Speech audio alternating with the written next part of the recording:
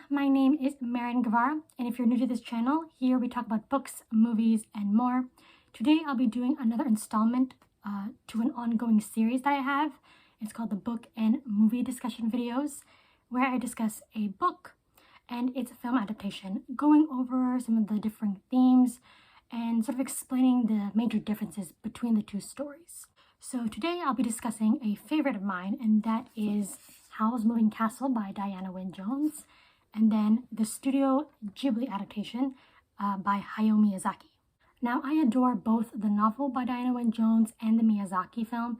However, this is very much a case where the film deviates significantly away from the original source material, so much so that you can view these two as like separate stories. But it is very interesting to see how the film sort of took inspiration mainly from the novel.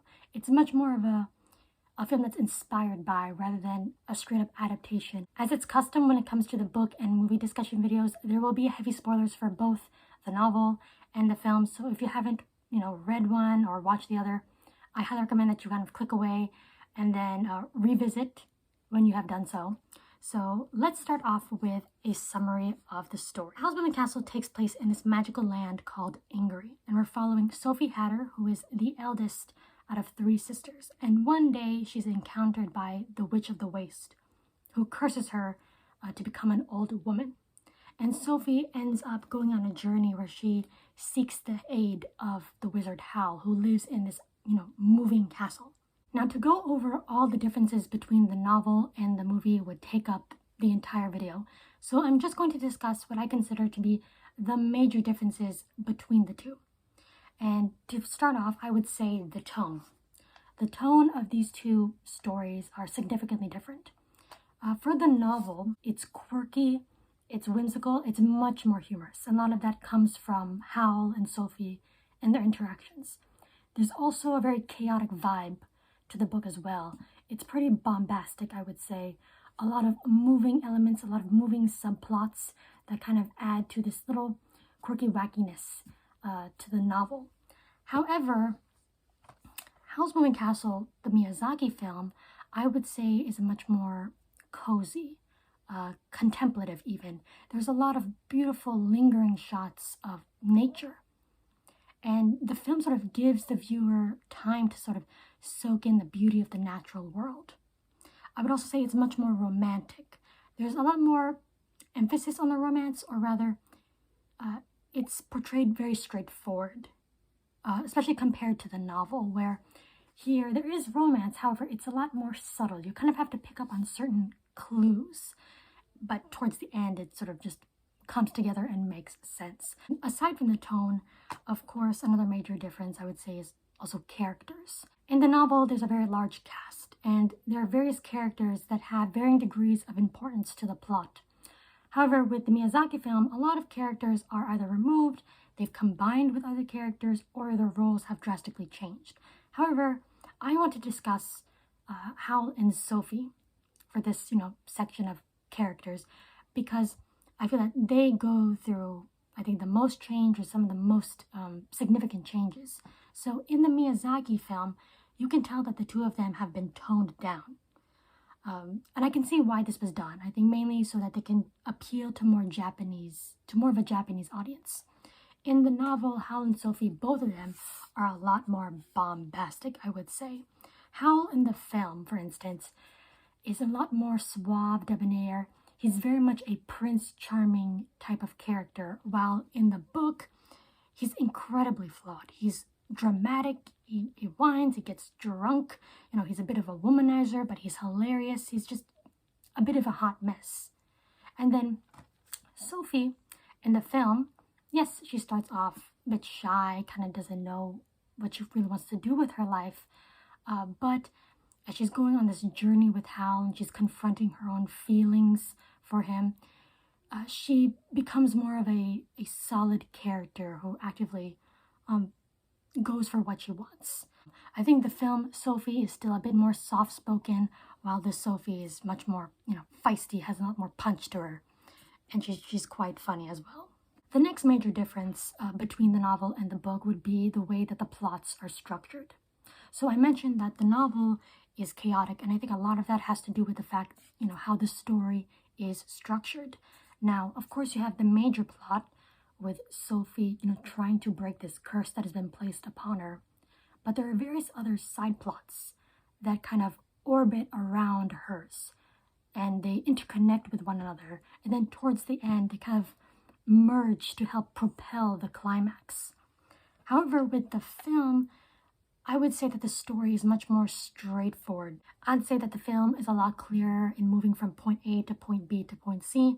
And that mainly has to do with the fact that Miyazaki has done away with a lot of these extra characters and these other subplots. So what you have is a more simplified, linear, viewing experience. And for the last major difference between the novel and the film, I would have to say it's in the themes that each of these stories decide, to explore. In fact, I believe it's the themes that kind of dictate the tone of each of these stories along with the structure of each of these stories.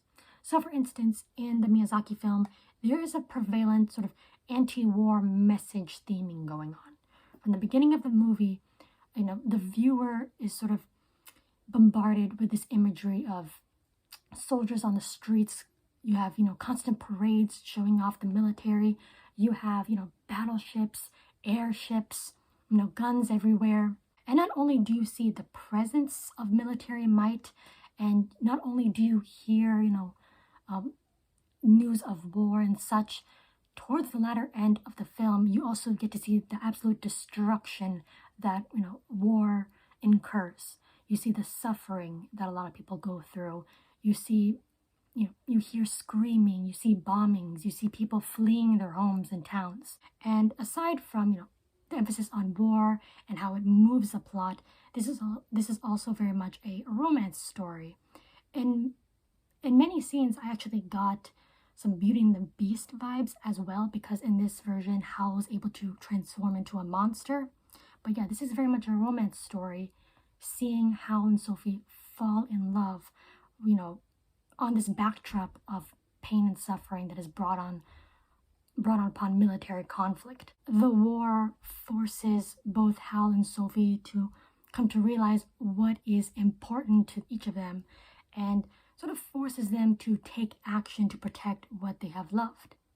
Now, for the novel, it's quite different, because there is a tiny subplot of war.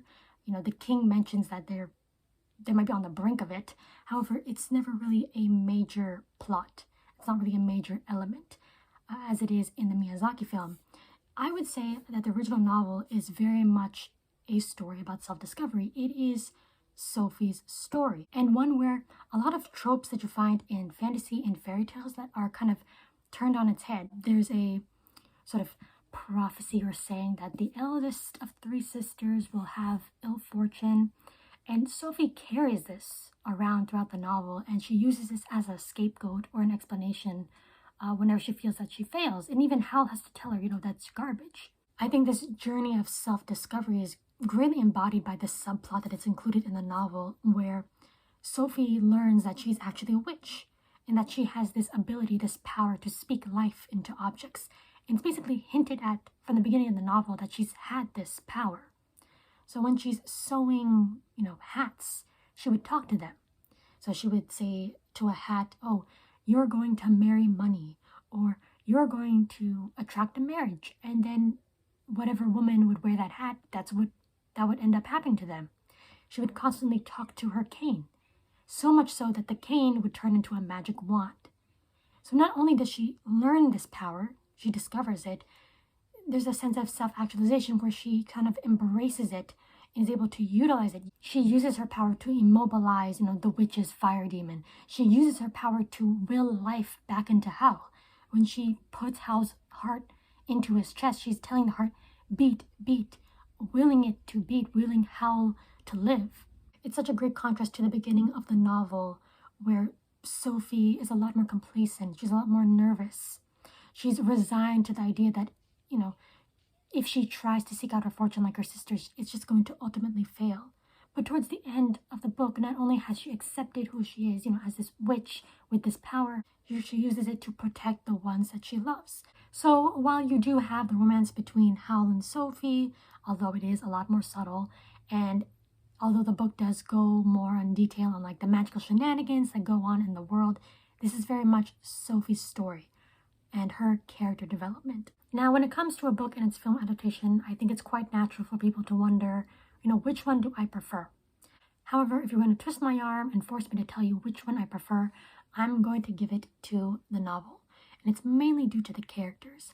I feel that they're much more appealing and a lot more fleshed out in the novel compared to the film. I think especially Howl. I really adore Howl in the book, and that's mainly due to the fact that he's a very flawed character. In the Miyazaki film, as I mentioned, he's pretty much a Prince Charming type of character. He's kind of perfect from the get-go, while Howl in the book is incredibly flawed. However, you kind of do see the change in him, seeing how his feelings for Sophie begin to manifest, and how, even though he is flawed, it does not prevent him from being a good person, from doing good. I also really love Sophie in this book. She's a lot more feisty. She has a great back and forth between Howl and her. And I also really adore a lot of the side characters, ones that were ultimately just scrapped in the Miyazaki film, or they were just drastically changed. I love Michael, who is Markle in the film, but Michael in the book, he is 15 years old. He's still Howl's apprentice, but there's just a sweet, good-natured sort of quality to him that I really like. And I also really adore, Sophie's sisters, Martha and Letty. I also really like how this book sort of delves into the minutiae, the detail of the magic in this world. It sort of breathes a very interesting life into the land of Ingary. And there's a great subplot that I really love in this book that is not included at all in the film. So in a chapter in the novel, Howl, Sophie, and Michael take a journey to the land where Howl is originally from. And it's our world. So in our world, Howl is basically the no-good uncle. Doesn't really have a job, is kind of a loaf. And he's like the disappointment of his sister and his brother-in-law, his nephew, his niece likes him, but that's pretty much it. People think he's just basically a bum, but it turns out he's just a very powerful wizard who lives in this magical land. And I remember when I first read it, I was kind of shocked and blown away a bit, thinking, Wales? As in our Wales? It's such an interesting subplot that kind of comes in out of left field. We also find out that Howl is a game dev. Like, he makes games for his nephew that are based on his life as a wizard in a different dimension. It's great. The chaos of the plot, along with the strong personalities, really help make this book sort of stand out to be a fun, bombastic, and truly magical story to behold. But of course, a huge applause to the Miyazaki film. This is such a breathtaking, beautiful film. And, when it comes to adaptations, I tend to be kind of picky, especially if it's a story that I love. I tend to be hypercritical and pointing out that, hey, this is very different from this, or they made a change here. I think one of the major reasons why I actually like Howl's Moving Castle, as an inspired by story from the novel, is the fact that when I watch the film, I get a sense that this was made with passion and a sense of sincerity. This wasn't an adaptation that was cynically made. Sometimes you hear people like, we want to adapt a story for modern audiences to improve upon the themes or something like that.